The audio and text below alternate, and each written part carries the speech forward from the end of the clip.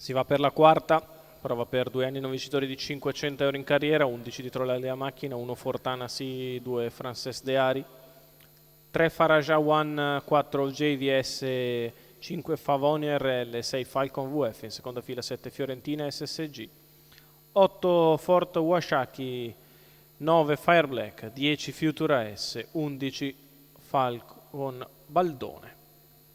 La macchina che accelera e li va a lasciare. Problemi per Fort Wasaki.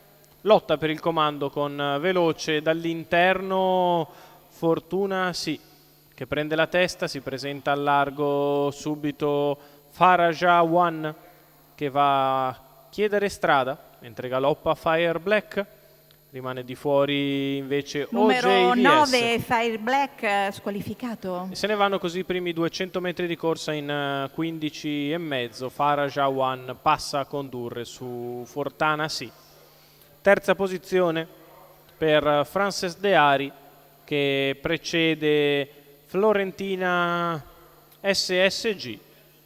Di fuori rimane OJVS con in scia Fortune AS.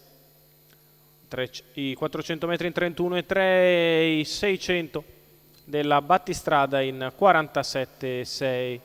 Faraja One in vantaggio, seconda posizione per Fortana Sì, che precede OJVS, che va in avanti mentre si sistema in corda Future AS, che fa qualche metro sotto, precedendo sempre Falcon Baldone. Gli 800 metri con una frazione in 32 se ne sono andati in 1.33 il primo chilometro da parte di Faraja One in 1.19.4. Inizia ad accelerare in progressione Francesco Di Stefano con Faraja, rimane sempre seconda Fortana Sì, mentre di fuori è OJVS in corda Fortune AS.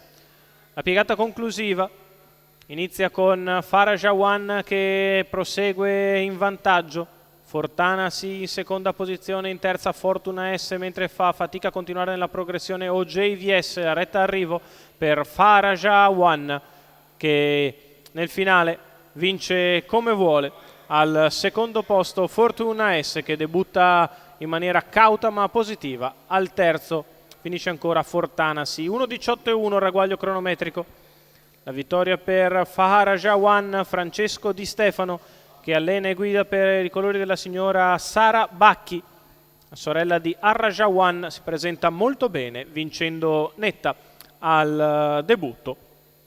Nel finale nettissima al palo, mentre per il secondo Fortune AS batte Fortana Sì.